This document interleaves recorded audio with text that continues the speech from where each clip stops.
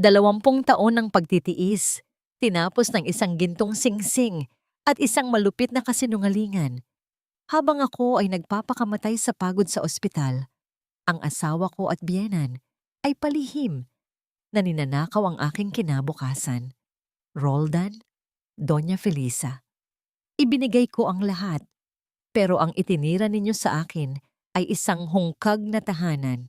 Ngayon, tapos na ang pagiging martir ko. Lalayo ako, hindi dahil talo ako, kundi dahil sa wakas, pinipili ko na ang sarili ko. Handa ka na bang harapin ang buhay na wala ang yantok na sumusuporta sa inyo? Makakaya mo bang mabuhay sa sarili mong mga anino? Ibigay mo na sa akin ang titulo ng lupa, Roldan.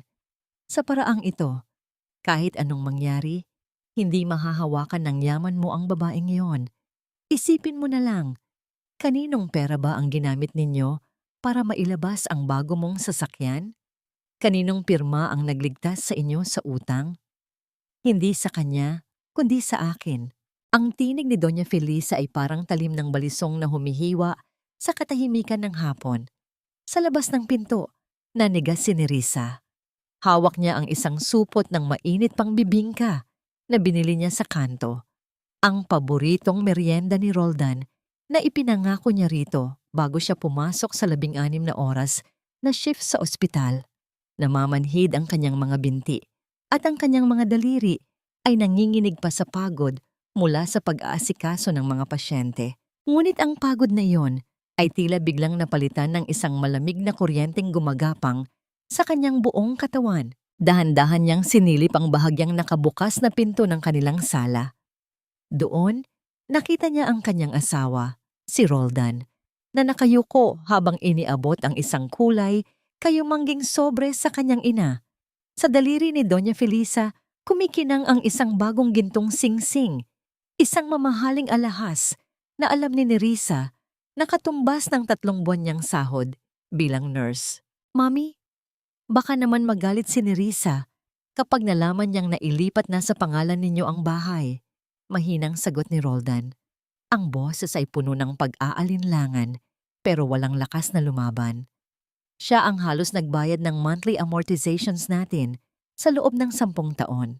Isang matunog na tawa ang pinakawalan ni Doña Felisa, isang tawang puno ng pangungutya na nagpabilis sa tibok ng puso ni Nerissa. At ano naman, tungkulin niyang pagsilbihan ka dahil asawa ka niya. At saka, nurse lang siya, Roldan. Sanay na siyang mapagod. Huwag mong sabihing mas mahalaga pa ang nararamdaman ng babaeng iyon kaysa sa seguridad ng sarili mong ina. Pinoprotektahan lang natin ang mana mo. Isipin mo na lang, nabayad niya ito sa pagtira niya sa pamilyang ito. Nabitawan ni Nerissa ang supot ng bibingka. Walang malakas na tunog, ngunit para sa kanya, ang pagbagsak ng pagkain sa sahig ay tila isang malakas na pagsabog na nagpaguho sa kanyang mundo. Ang malagkit na kakanin ay kumalat sa semento. Parang ang kanyang mga pangarap na ngayon ay dumi na lamang sa ilalim ng kanilang mga paa. Naramdaman ni Nerissa ang panunuyo ng kanyang lalamunan. Gusto niyang sumigaw. Gusto niyang itanong kung nasaan ang puso ng lalaking pinangakuan siyang aalagaan hanggang sa huling hininga. Ngunit walang boses na lumabas. Ang tanging naramdaman niya ay ang bigat ng kanyang dibdib. Tila may libu-libong karayom na unti-unting itinutusok sa kanyang puso. Ang bawat sentimo na itinabi niya, ang bawat gabing hindi siya natulog para lamang maka-overtime, ang lahat ng pagtitiis niya sa masusungit na pasyente, lahat ng yon ay nauwi sa isang pirasong papel na ngayon ay hawak na ng isang babaeng walang ibang ginawa, kundi maliitin siya. Ang kanyang paningin ay nagsimulang lumabo dahil sa nagbabadyang mga luha, ngunit pinigilan niya ito.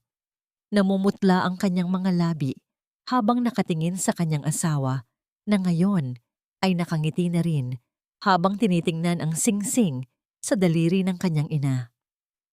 Ang pagtataksil ay hindi laging nagmumula sa ibang babae. Kung minsan, ito ay nagmumula sa mismong taong pinagkatiwalaan mong maging katuwang sa buhay, na dahan-dahang ninanakawan ka habang ikaw ay nakapikit sa pag-ibig. Dahan-dahang umatras si Nerissa, Ang bawat hakbang ay tila paglayo sa isang buhay na hindi na niya kinikilala. Ang bahay na itinuring niyang kanlungan ay biglang naging isang malamig na bilangguan. Napatingin siya sa kanyang sariling mga kamay na nagligtas ng maraming buhay sa ospital, ngunit hindi kayang iligtas ang sarili niyang tahanan. Pumasok siya sa loob, hindi para makipag-away, kundi para harapin ang katotohanang matagal na niyang pilit na itinatanim sa limot. Nang makita siya ng mag-ina, hindi pagkahiya ang nakita niya sa mga mata ni Doña Felisa, kundi isang mapanuksong tagumpay. "Oh, andyan ka na pala ni Risa," sabi ng biyenan niya habang marahang hinahaplos ang bagong singsing. "Narinig mo naman siguro ang pinag-uusapan namin. Huwag ka nang mag-eskandalo rito. Kung hindi mo matanggap ang mga desisyon ng anak ko para sa ikabubuti ng pamilyang ito, maluwag ang pinto. Walang pumipigil sa iyong umalis sa bahay na ito." Tumingin si Nerissa kay Roldan. Umaasang kahit isang salita lang ng pagtatanggol ay maririnig niya. Ngunit iniwas ni Roldan ang kanyang tingin. Sa sandaling iyon, ang huling hibla ng pag-asa sa puso ni Nerissa ay tuluyan ng naputol. Tumalikod siya at dahan-dahang umakyat sa hagdan patungo sa kanilang silid. Ang bawat baitang ay tila isang tanong na paulit-ulit na umaalingaw-ngaw sa kanyang isipan. Hanggang kailan mo ba kayang tiisin ang hapdi ng pagiging martir sa sarili mong pamamahay? May matitira pa ba sa iyong dignidad kung ang lahat ng iyong sakripisyo ay itinuturing lang na basura ng mga taong pinakamahal mo? Ang silid na dati ay puno ng init ng kanilang pagsasama ay tila naging isang maugong na yungib ng panlalamig. Sa loob ng 20 taon, ang 4 na sulok na ito ang naging saksi sa bawat pangarap na binuo ni Nerissa. Bawat sentimong itinabi para sa renovation, bawat kurtinang pinili niya ng may pagmamahal, at bawat gabing ipinagdasal niya ang katatagan ng kanilang pamilya. Ngunit sa ilalim ng malamig na liwanag ng bumbilya, ang lahat ng iyon ay tila mga aninong unti-unting nilalamon ng dilim. Narinig niya ang marahang pagpihit ng doorknob. Hindi kailangan ni Nerissa na lumingon para malaman kung sino ang pumasok. Ang amoy ng pabango ni Roldan, na siya rin ang bumili, ay humalo sa hangin. Ngunit imbes na kapanatagan, pagkasuklam ang idinudulot nito sa kanyang dibdib. "Nerissa, baby, huwag ka namang ganyan. Huwag mo namang pairalin ang pride mo." Ang boses ni Roldan ay malambing, ngunit ito ay isang lambing na may kasamang lason. Lumapit ito sa kanya at pinalibot ang mga braso sa kanyang balikat. Isang kilos na dati ay nagpapatunaw sa kanyang pagod, pero ngayon ay tila isang tanika lang naggagapos sa kanya. "Para sa atin din naman ang ginawa ni Mommy. Alam mo namang matanda na siya. Gusto lang niya ng kasiguruhan na hindi tayo magkakawatak-watak. At saka, ano bang pinaglalaban mo? Pera lang yon, Nerissa. Mas mahalaga ang pamilya kaysa sa titulo ng lupa. Masyado ka lang sigurong pagod sa ospital, kaya nagiging madamdamin ka." Hindi kumibo si Nerissa. Nakatitig lamang siya sa kanilang litrato sa ibabaw ng side table, ang litrato ng kanilang kasal, kung saan suot niya ang isang simpleng puting gown na pinag-ipunan niya ng husto. Noon, naniwala siya sa pangako ni Roldan na siya ang magiging reyna ng kanilang tahanan. Ngayon, na-realize niya na siya pala ay isa lamang aliping nagpapakain sa mga anay na unti-unting sumisira sa pundasyon nito. Dahan-dahan niyang inalis ang mga kamay ni Roldan sa kanyang balikat. Ang bawat daliri ng kanyang asawa ay tila nag-iiwan ng mantsa sa kanyang uniforme. Pera lang, sa wakas ay sambit ni Nerissa. Ang kanyang boses ay mahina, ngunit may talim na hindi kayang baliwalain.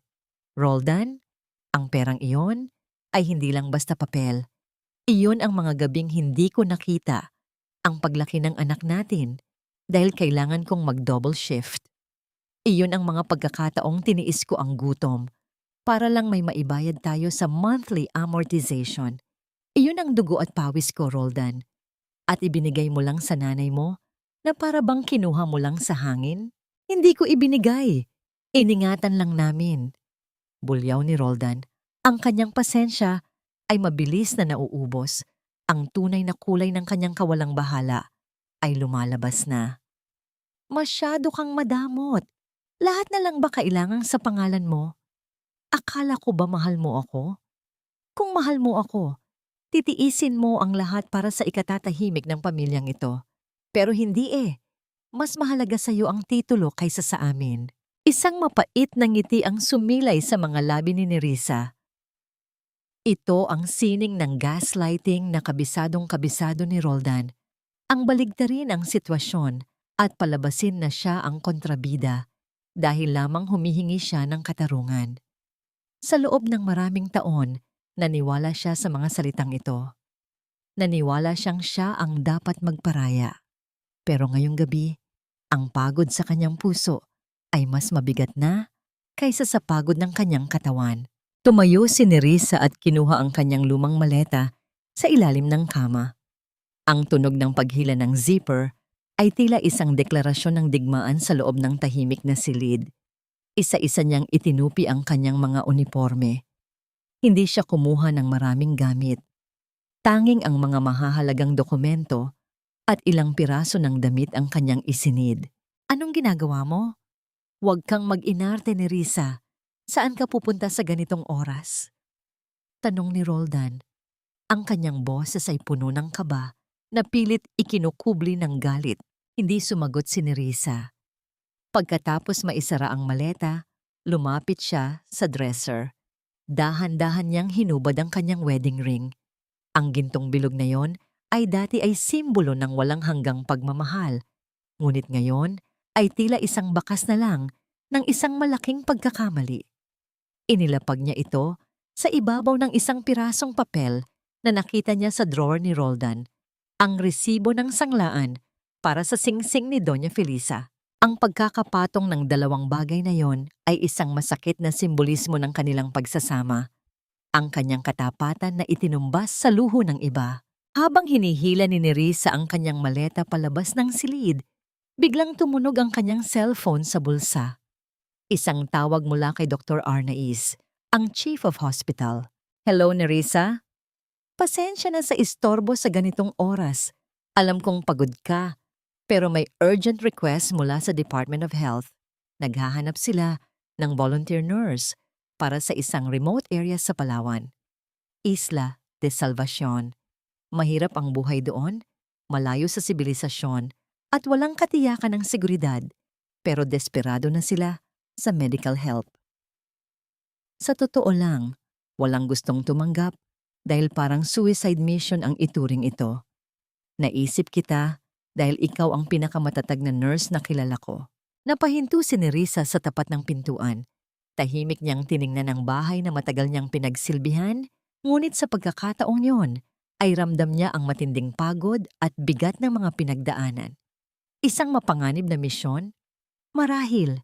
Ngunit sa kanyang isip, tila ito na lamang ang pagkakataong makahanap ng bagong direksyon at saysay sa kanyang buhay, malayo sa mga sitwasyong matagal nang nagpapabigat sa kanyang damdamin. Tinatanggap ko, Doc. Diretsong sagot ni Nerissa. Ang kanyang tinig ay matatag, kahit mabigat ang kanyang kalooban. Nakatingin siya sa madilim na kalsada sa labas, tila sinusukat ang hinaharap na naghihintay sa kanya. Kailan ang alis? Sa sandaling iyon, hindi takot ang nangingibabaw sa kanya, kundi isang tahimik na determinasyon na harapin ang susunod na kabanata ng kanyang buhay, gaano man ito kahirap o hindi tiyak. Bukod tangi ka talaga, Nerissa. Bukas na bukas din ang lipad mo. Sigurado ka na ba rito? Siguradong sigurado na ako, Doc. Wala na akong dahilan para manatili pa rito.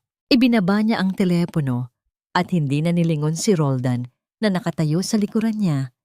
Tila isang estatwang, hindi makapaniwala sa katapangan ng babaeng akala niya ay habang buhay niyang makokontrol. Binuksan ni Nerissa ang pinto at sa unang pagkakataon sa loob ng 2 dekada, ang hangin sa labas ay hindi naramdamang malamig. Ito ay naramdamang parang kalayaan. Ang hapagkainan na dati ay sentro ng kanilang tawanan at mga pangarap ay tila naging isang malamig na altar ng sakripisyo ngayong gabi. Ang amoy ng nilagang baka na inihanda ni Nerissa ay humahalo sa hangin. Ngunit wala itong dulot na katakam-takam na sensasyon. Ang tanging naririnig sa loob ng silid ay ang marahang pagtama ng mga kutsara at tinidor sa porselanang plato. Isang tunog na nagbibigay diin sa nakabibinging katahimikan sa pagitan ng tatlong tao. Si Doña Felisa ay prenteng nakaupo sa kabisera, tila isang reynang nagmamasid sa kanyang nasasakupan. Bawat subo niya ay may kasamang pag-irap, habang si Roldan naman ay nakayuko. Pilit na iniiwasan ang mga mata ng kanyang asawa. Masyadong matabang ang luto mo ngayon ni Risa. Pagsira ni Doña Felisa sa katahimikan, ang kanyang boses ay puno ng pambabastos. Ganyan ba ang natututunan ninyo sa ospital? Pati pagluluto ay nakakalimutan na dahil sa sobrang pag-iisip ng pera. Huminga ng malalim si Nerissa. Tumingin siya kay Roldan.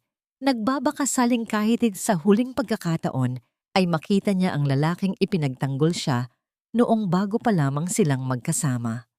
Roldan, mahinahong tawag niya. Ito na ang huling gabi ko rito. Mag-aalis na ako bukas patungong Palawan.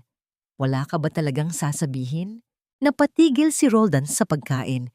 Lumingon siya sa kanyang ina bago tumingin kay Nerissa. Nerissa, bakit ba kailangang maging ganito? Pwede namang mag-sorry ka na lang kay Mami para matapos na ito. Alam mo namang masama ang loob niya dahil sa mga sinabi mo kanina. Isipin mo ang utang na loob natin sa kanya. Siya ang nag-alaga sa akin.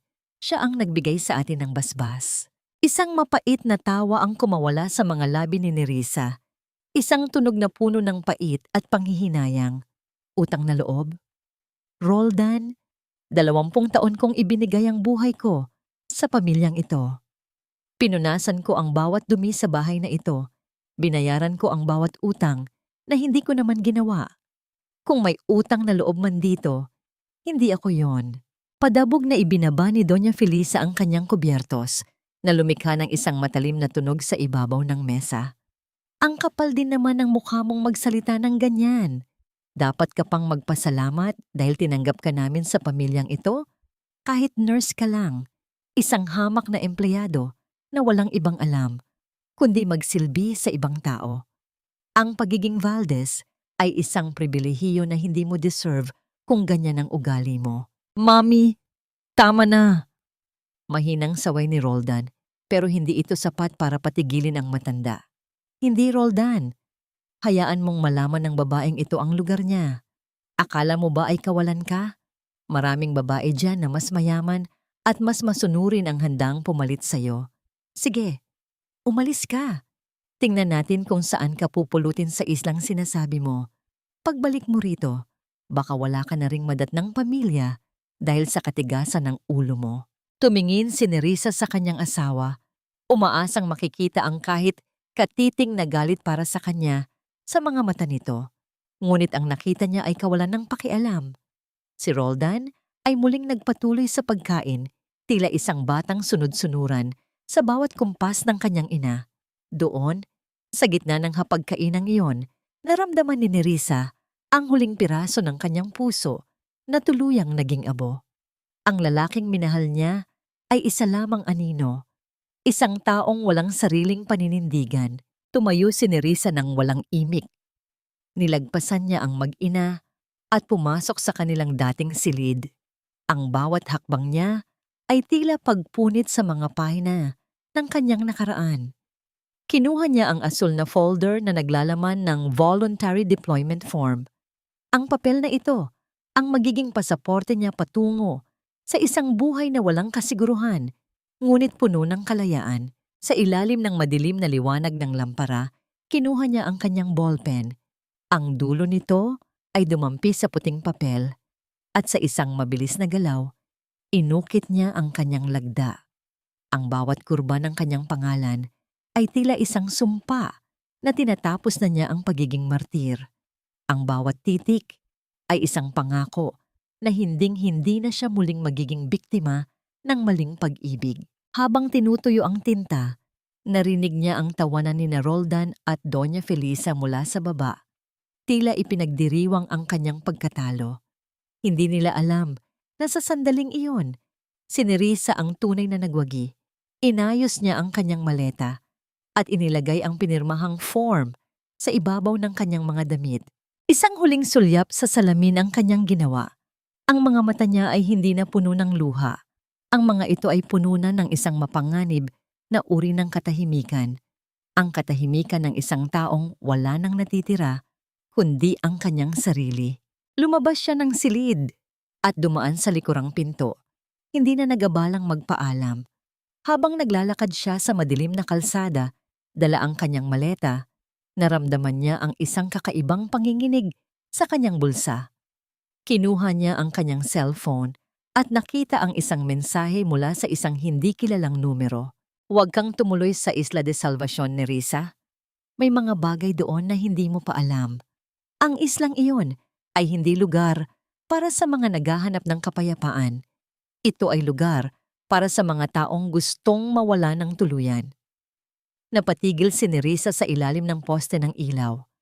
Ang lamig ng gabi ay tila pumasok sa kanyang mga buto. Sino ang nagpadala nito? At bakit ngayon pa? Kung kailan wala na siyang babalikan. Ang bawat hakbang ni Nerissa palabas ng kanilang gate ay tila pagpunit sa isang makapal na kumot na bumabalot sa kanyang pagkatao sa loob ng 2 dekada. Sa madaling araw na yon, ang langit ng Davao ay kulay ube at abo, isang malamig na saksi sa kanyang tahimik na paglisan.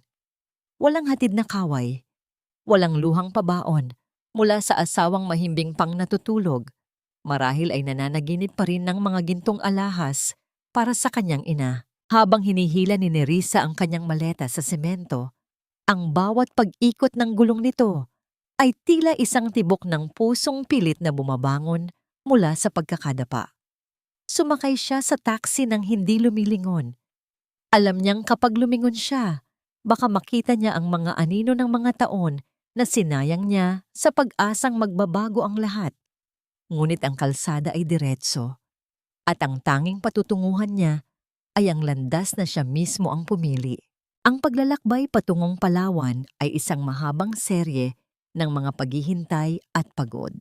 Mula sa ingay ng paliparan hanggang sa mahabang biyahe ng van na bumabagtas sa palikulikong daan ng Puerto Princesa, ang isipan ni Nerissa ay lumilipad sa bawat dapit hapon na ginugol niya sa loob ng malamig na ospital. Ngunit habang papalayo siya sa sibilisasyon, ang amoy ng usok at gamot ay iunti-unting napapalitan ng alat ng dagat at bango ng basang lupa. Nang makarating siya sa isang maliit na pantalan sa dulo ng mapa, isang luma at kinakalawang na bangka ang naghihintay sa kanya.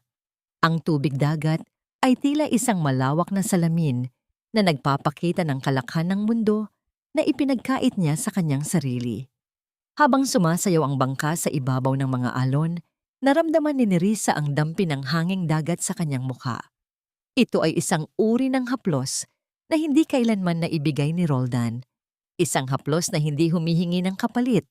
Isang haplos na nagpapagaan ng loob. Dito, sa gitna ng malawak na asul, tila dahan-dahang hinuhugasan ng bawat tilamsik ng tubig ang dumi ng mga panglalait ni Doña Felisa. Ang bigat sa kanyang dibdib ay unti-unting naglalaho, pinalitan ng isang uri ng takot na may halong pananabik. Isang maliit na tuldok sa abot-tanaw ang nagsimulang lumaki, ang Isla de Salvacion. Mula sa malayo, ang isla ay parang isang esmeraldang nakalutang sa gitna ng kawalan. Ang mga puno ng niyog ay tila mga kamay na kumakaway, nag-aanyaya sa isang kaluluwang ligaw na makahanap ng tahanan. Nang dumaong ang bangka, ang mga paa ni Nerissa ay lumubog sa maputi at pino na buhangin. Walang semento, walang mga nagtataasang gusali. Tanging ang awit ng mga ibon at ang marahang paghampas ng alon sa pampang. Sinalubong siya ng ilang mga residente na may mga matang puno ng pag-asa at pagtataka. Ang kanilang mga balat ay sunog sa araw. Ang kanilang mga kamay ay magaspang mula sa pagtatrabaho. Ngunit ang kanilang mga ngiti ay tila mas maliwanag kaysa sa anumang alahas na suot ng kanyang biyenan. Kayo po ba ang bagong nurse? Tanong ng isang bata na may hawak na piraso ng tuyong kahoy. Ang kanyang mga mata ay nagniningning sa kuryosidad. Tumango si Nerissa at pilit nang ngumiti kahit na nararamdaman niya ang pangangatog ng kanyang mga tuhod sa pagod. Oo, ako si Nurse Nerissa. Dinala siya ng mga residente patungo sa gitna ng nayon. Ngunit nang makarating sila sa tapat ng gusaling magsisilbing kanyang klinika, napatigil ang kanyang paghinga. Ang klinika ay isang barong-barong na gawa sa nipa at kawayan. Ang mga dingding nito ay may mga butas. Ang bubong ay tila bibigay na sa susunod na ulan. At ang loob ay puno ng mga lumang kagamitan na nilalamon na ng kalawang. Walang kuryente, walang maayos na supply ng tubig at tila walang sapat na gamot para sa isang simpleng lagnat.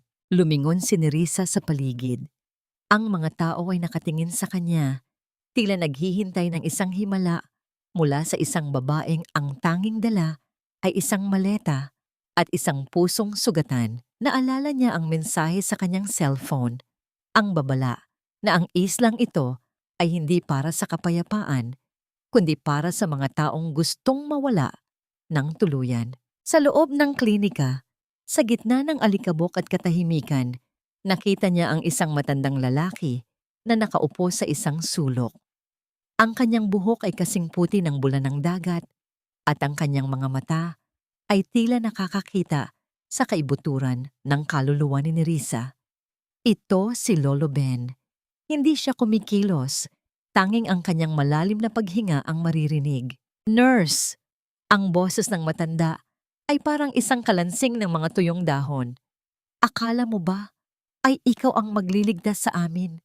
Dito sa islang ito, ang dagat ang nagpapasya kung sino ang mabubuhay at kung sino ang lalamunin ng limot. Handa ka na bang mamatay sa piling ng mga taong hindi mo naman kakilala? Naramdaman ni Nerissa ang isang malamig na kaba na bumalot sa kanyang puso. Ang katahimikan ng klinika ay tila nagbabadya ng isang bagyong higit pa sa pisikal na unos. Ang boses ng isang inang humihingi ng saklolo ay bumasag sa katahimikan ng klinika. Mas matalim pa kaysa sa anumang ingay na narinig ni Nerissa sa syudad. Ang mabilis na pagtama ng mga paa sa buhanginan ay humantong sa pintuan kung saan isang babaeng humihingal ang pumasok, karga ang isang batang lalaki na tila wala ng lakas. Ang maliliit na kamay ng bata ay nakalaylay at ang kanyang hininga ay mababaw at mabilis, tila isang ibong nagpupumiglas na makalipad sa gitna ng unos. Nurse, tulong! Ang anak ko halos ayaw na niyang dumilat. Ang pagmamakaawa ng ina. Ang mga mata ay puno ng luha na nag-iwan ng bakas sa kanyang maruming muka. Mabilis na kumilos si Nerissa. Nakalimutan niya ang kanyang sariling pagod, ang gutom, at ang bigat ng kanyang maleta na hindi pa man lang nabubuksan. Ang kanyang mga kamay, na dati ay sanay sa mga makabagong kagamitan sa Davao, ay ngayon ay kailangang dumepende sa karanasan at pakiramdam. Dinampi niya ang kanyang palad sa noo ng bata. Ito ay nagbabaga. Isang init na tila kayang tumunaw sa payat na katawan nito. Huwag po kayong mag-alala. Gagawin ko ang lahat. Pakihiga siya rito. Mahinahong sabi ni Nerissa. Pilit na pinapakalma ang nanginginig na boses ng ina habang inilalapag ang bata sa isang lumang kama na may manipis na kutsyon. Wala siyang sapat na paracetamol. Wala ring nebulizer. Ngunit sa gitna ng kakulangang ito, lumapit si Lolo Ben mula sa madilim na sulok. Ang kanyang mga hakbang ay mabagal ngunit may kasiguruhan. May dala siyang isang mangkok ng maligamgam na tubig at ilang piraso ng dahon na may kakaibang bango. Gamitin mo ito, nurse. Ang init ay hindi lang dinadaan sa gamot na galing sa malayo. Ang isla ay may sariling paraan ng pagpapagaling. Sabi ng matanda. Ang kanyang boses ay hindi na kasing talim ng kanina. Tumango si Nerissa. Pinagsama niya ang kanyang kaalamang medikal at ang alok ng matanda. Dahan-dahan niyang pinunasan ang katawan ng bata. Ang bawat haplos niya ay puno ng pag-iingat at panalangin. Habang ginagawa ito, naramdaman niya ang titig ni Lolo Ben. Isang mapanuring titig na tila tinitimbang kung ang babaeng ito ay may sapat na tibay para manatili. Sa loob ng ilang oras na pakikipaglaban sa lagnat, ang katahimikan sa loob ng klinika ay nababalot ng tensyon. Ngunit nang sa wakas, ay maramdaman ni Nerissa ang pagbaba ng temperatura ng bata at ang unti-unting pagpikit nito para sa isang mahimbing na tulog, isang malalim na buntong hininga ang kumawala sa kanyang dibdib. Ang ina ng bata ay napaluhod sa pasasalamat, hinahawakan ng kamay ni Nerissa na tila ba ito ay isang banal na relikya. Doon, sa gitna ng barong-barong na klinika, natagpuan ni Nerissa ang isang bagay na matagal nang nawala sa kanya sa Davao, ang pakiramdam na siya ay mahalaga. Sa piling ni Roldan, siya ay isang kasambahay na may lisensya. Ngunit dito, sa mata ng mga estranghero, siya ang nag-iisang pag-asa. Nang umalis na ang mag-ina, naupo si Nerissa sa isang kahoy na bangko. Ang pawis ay namumuon sa kanyang noo at ang kanyang mga braso ay nangangalay. Lumapit si Lolo Ben at inabutan siya ng isang basong tubig. "Bakit ka ba talaga narito, Nerissa?" tanong ng matanda. Ang kanyang mga mata ay nakatitig sa kawalan. "Ang mga taong tulad mo na may malinis na uniforme at mapuputing kamay ay hindi nagtatagal sa ganitong lugar. Ano ba ang tinatakbuhan mo?" Uminom si Nerissa at sinalubong ang tingin ng matanda. "Hindi po ako tumatakbo, Lolo Ben. Naghahanap po ako ng dahilan para muling huminga ng hindi humihingi ng paumanhin sa mundo." Isang tipid na ngiti ang sumilay sa mga labi ni Lolo Ben, ngunit bigla itong napalitan ng isang matinding ubo. Napahawak ang matanda sa kanyang dibdib. Ang kanyang mukha ay namilipit sa sakit na pilit niyang ikinukubli. Mabilis na tumayo si Nerissa para alalayan siya, ngunit marahas na iwinaksi ng matanda ang kanyang kamay. "Huwag mo akong pansinin. Matanda na ang katawan ko. Sanay na ito sa ulan at init." Pagtataboy ni Lolo Ben, ngunit napansin ni Nerissa ang bahid ng dugo sa panyong hawak nito. Napatigil si Nerissa. Bilang isang nurse, alam niya ang ibig sabihin ng ganitong uri ng ubo at ang pamumutla ng mga kuko ng matanda. May malalim na karamdaman si Lolo Ben, isang lihim na tila ayaw nitong ibahagi kahit kanino. "Lolo Ben, hayaan ninyo akong tingnan kayo." "Sabi ng huwag!" Ang boses ng matanda ay muling naging kasing tigas ng bato. "Unahin mo ang mga batang may kinabukasan pa. Huwag mong sayangin ang oras mo sa isang lalaking ang hininga ay bilang na." Naglakad palabas si Lolo Ben. Iniwan si Nerissa sa gitna ng klinika. Habang tinitingnan niya ang papalayong anino ng matanda, isang kakaibang kaba ang muling bumalot sa kanya. May sikretong itinatago ang islang ito, at si Lolo Ben ang tanging may hawak ng susi. Ngunit bago pa man niya makumpirma ang kanyang hinala, napansin ni Nerissa ang isang luma at kalawanging kahon sa ilalim ng kama ni Lolo Ben. Isang kahong may nakaukit na pangalan na hinding-hindi niya inaasahang makita rito. Ang kusina na dati ay kumikinang sa linis at laging may amoy ng bagong lutong kanin ay tila naging isang eksena mula sa isang bangungot. Ang mga hugasing plato ay nakatambak sa lababo. Ang mga tira-tirang pagkain ay nagsisimula ng amag. At ang langaw ay malayang nagpipista sa ibabaw ng hapagkainan. Sa loob lamang ng ilang araw, mula nang umalis si Nerissa, ang tahanang itinayo niya ng may pagmamahal ay unti-unting nilalamon ng dumi at kapabayaan. Si Roldan ay nakaupo sa harap ng mesa. Ang kanyang buhok ay gulo-gulo at ang kanyang mukha ay halatang kulang sa tulog. Nakasuot pa rin siya ng kanyang uniforme sa trabaho na punong-puno ng gusot. Sa harap niya ay isang tasa ng kape na kasing pait ng kanyang nararamdaman.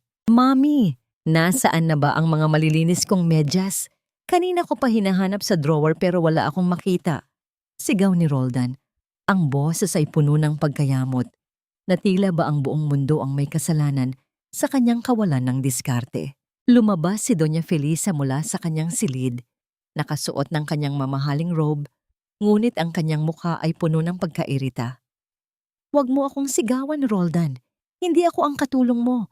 Bakit hindi mo hanapin sa tumpok ng mga labada sa likod? Kasalanan ito ng babaeng iyon. Umalis siya nang hindi man lang tinatapos ang mga gawaing bahay. Napakawala niyang utang na loob. Pero mami, kailangan ko nang pumasok. At bakit wala pa tayong almusal? Gutom na ako. Reklamo ni Roldan habang pilit na isinusuot ang sapatos na may bakas pa ng putik. Magtiis ka! Akala mo ba ay madaling magluto sa ganitong kalituhan? Ang sakit-sakit na ng ulo ko sa ingay mo. Bulyaw ni Doña Felisa bago padabog na naupo sa tapat ng kanyang anak. Ang katahimikan ay muling bumalot sa kanila. Ngunit ito ay isang katahimikan na puno ng tensyon.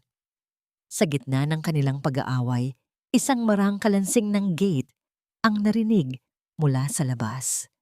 Nagkatinginan ng mag-ina, may halong pag-asa sa mga mata ni Roldan. Marahil ay bumalik na si Nerissa. Marahil ay hindi nito natis ang hirap sa malayo at nagmakaawang tanggapin muli. Mabilis na tumayo si Roldan at binuksan ang pinto. Ngunit sa halip na ang pamilyar na mukha ni Nerissa, isang lalaking naka-uniforme ng courier ang tumambad sa kanya. May hawak itong isang pulang sobre na may tatak ng isang kilalang bangko. Para kay Mr. Roldan Valdez o Miss Nerissa Valdez po? Tanong ng courier. Kinuha ni Roldan ang sobre nang may panginginig sa mga kamay. Pagbukas niya nito, ang kanyang mukha ay biglang namutla. Tila lahat ng dugo sa kanyang katawan ay bumagsak sa kanyang mga paa. Ang sulat ay isang formal na abiso ng Notice of Foreclosure. Dahil sa hindi pagbabayad ng amortization sa loob ng 3 buwan at ang mga lihim na loan na kinuha ni Roldan, gamit ang pangalan ni Nerissa, ang kanilang bahay ay nakatakda ng bawiin ng bangko sa loob ng maikling panahon. Ano iyan, Roldan? Bakit ganyan ang mukha mo? Tanong ni Doña Felisa habang papalapit sa kanyang anak. Inagaw ng matanda ang papel at binasa ito. Ang kanyang mga kamay na suot ang gintong singsing ay nanginginig sa galit. Anong ibig sabihin nito? Bakit may utang na ganito kalaki? Roldan, akala ko ba ay maayos ang lahat? Akala ko ba ay nailipat na natin ang titulo sa pangalan ko para maging ligtas? Mami, akala ko kasi ay mababayaran ni Nerissa ang interes mula sa overtime pay niya. Hindi ko naman alam na aalis siya ng biglaan at ang mga utang ko sa kasino. Akala ko ay makakabawi ako. Nauutal na paliwanag ni Roldan. Gunggong! Pinahamak mo tayo! Isinigaw ni Doña Felisa bago itinapon ang papel sa sahig. Tumawag ka sa ospital. Hanapin mo ang babaeng iyon. Sabihin mo, kailangan natin ng pera. Sabihin mo mamatay na ako kung hindi siya babalik. Mabilis na kinuha ni Roldan ang kanyang cellphone at tinawagan ang numero ni Nerissa. Ngunit ang tanging sumagot ay isang malamig na boses mula sa operator. The subscriber you are calling is out of coverage area. Sinubukan niya muli at muli hanggang sa maramdaman niya ang init ng kanyang telepono sa kanyang palad, ngunit wala pa ring sagot. Nagmamadaling pumunta si Roldan sa kanilang dating silid. Iniisip na baka may naiwan si Nerissa na passbook o kahit anong dokumentong maaaring gamitin. Binuksan niya ang lahat ng cabinet, itinapon ang mga gamit sa sahig sa kanyang desperasyon. Ngunit napatigil siya nang makita ang isang maliit na pirasong papel sa ibabaw ng unan ni Nerissa. Isang simpleng sulat ito na may nakasulat na, "Ang mga susi ng lahat ng pangarap ko ay kinuha ko na. Huwag mo nang hanapin ang hindi mo pinahalagahan." Sa ilalim ng kama, kung saan dati ay nakatago ang mga sertipiko at lisensya ni Nerissa bilang isang nurse, ang mga dokumentong nagbibigay sa kanya ng karapatang kumita ng malaking pera ay wala na ring laman. Kinuha ni Nerissa ang lahat ng kanyang credentials. Ibig sabihin, kahit mahanap man nila siya, wala na silang legal na hawak para pilitin itong magtrabaho para sa kanilang mga utang. Napaupo si Roldan sa sahig. Ang kanyang mga kamay ay nakasabunot sa kanyang sariling buhok.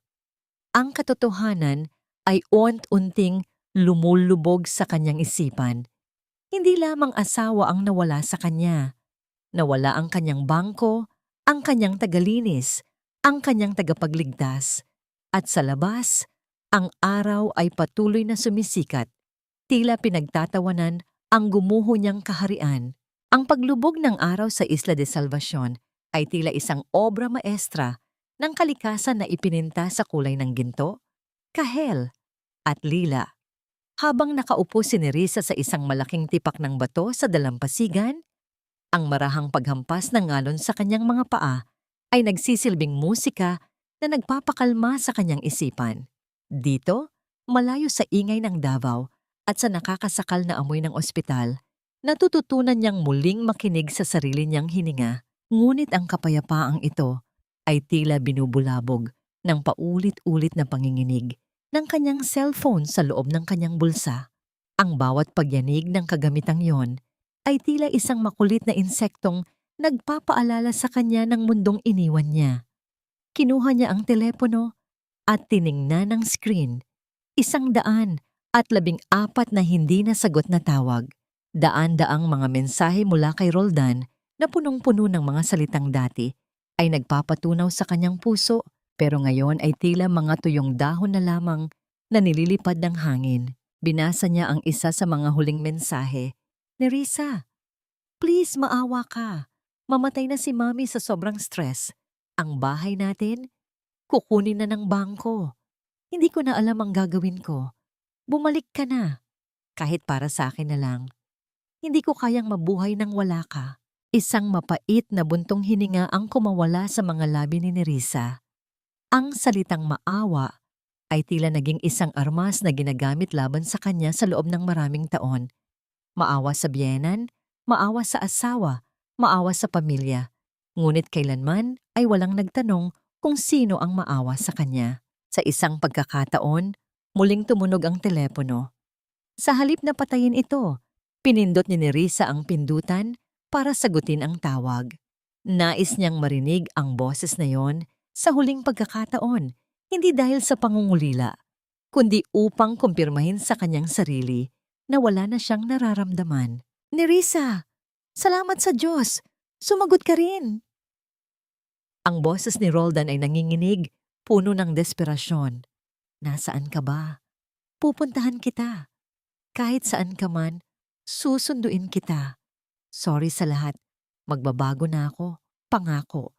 Hindi ko na pakikinggan si Mami. Tayo na lang dalawa. Basta bumalik ka lang. Nanatiling tahimik si Nerissa, nakikinig sa bawat paghinga ng lalaking naging sentro ng kanyang mundo. Sa bawat salita ni Roldan, tila nakikita niya ang imahe nito. Isang lalaking mahina. Isang lalaking naghahanap ng katuwang hindi dahil sa pag-ibig, kundi dahil sa pangangailangan ng isang taong mag-aayos ng kanyang mga kalat. Roldan? Mahinahong simula ni Nerissa, ang kanyang boses ay kasing linaw ng tubig sa dagat. Ang bahay na sinasabi mo ay hindi na natin bahay simula nang ilipat ninyo ang titulo sa pangalan ni Mami. At ang buhay na sinasabi mong hindi mo kaya, kailangan mong matutunang dalhin yan ng mag-isa. Tapos na ang obligasyon ko sa inyo. Ang utang na loob na paulit-ulit ninyong isinusumbat sa akin ay matagal ko nang nabayaran ng dugo at pawis ko. Ngayon, ang tanging utang na meron ako ay sa sarili ko. Ang utang na maging masaya. Nerissa, huwag mong gawin ito. Bago pa man makapagsalita muli si Roldan, pinutol na ni Nerissa ang linya. Isang malalim na katahimikan ang muling bumalot sa paligid. Tumayo siya at naglakad patungo sa dulo ng isang lumang pier na gawa sa kawayan. Sa ilalim ng kanyang mga paa, ang tubig ay madilim na, ngunit sumasalamin sa unang bituin na lumitaw sa langit. Dahan-dahan niyang binuksan ang likod ng kanyang cellphone. Kinuha niya ang maliit na SIM card, ang huling hibla na nag-uugnay sa kanya sa Davao, sa mga utang, sa mga panglalait at sa huwad na pag-ibig. Pinagmasdan niya ang munting piraso ng plastik na may hawak ng napakaraming sakit. Sa isang pitik ng kanyang daliri, hinayaan niyang mahulog ito sa kailaliman ng dagat. Ang marahang tunog ng pagbagsak nito sa tubig ay tila isang huling tuldok sa isang mahaba, at masakit na kabanata ng kanyang buhay. Wala nang tawag na makakarating, wala nang mga mensaheng punong-puno ng gaslighting ang mababasa. Malaya na siya. Ngunit ang kanyang panandaliang kapayapaan ay muling naantala nang maramdaman niya ang biglang paglamig ng hangin. Ang amoy ng dagat ay nagbago, naging mas matapang at may halong amoy ng basang lupa at lumot. Mula sa abot-tanaw, ang dating kulay gintong langit ay mabilis na nilalamon ng naglalakihang ulap na kulay ube at itim. Ang mga alon na kanina ay marahan ay nagsisimula nang humampas ng may higit na puwersa sa mga haligi ng pier. Lumabas si Lolo Ben mula sa kanyang maliit na kubo malapit sa dalampasigan. Ang kanyang muka ay puno ng pag-aalala habang nakatingin sa langit. "Nurse, bumalik ka na sa klinika." Ang boses ng matanda ay may kasamang babala na nagpapatayo ng balahibo ni Nerissa. Hindi ito ordinaryong ulan. Ang langit ay nagbabadyang magpakawala ng galit. Isang malakas na unos ang paparating at ang ating munting isla ang unang sasalubong sa hagupit nito. Napatingin si Nerissa sa malawak na dagat na ngayon ay tila naging isang galit na higante. Ang katahimikan ay napalitan ng isang maugong na sipol ng hangin na dumadaan sa mga puno ng niyog. Ang Isla de Salvacion ay tila naging isang maliit na bangkang nakikipagbuno sa isang dambuhalang alon. Ang langit ay tuluyan ng naging uling, at ang hangin ay naging isang nagngangalit na hayop na humahampas sa bawat haligi ng maliit na klinika.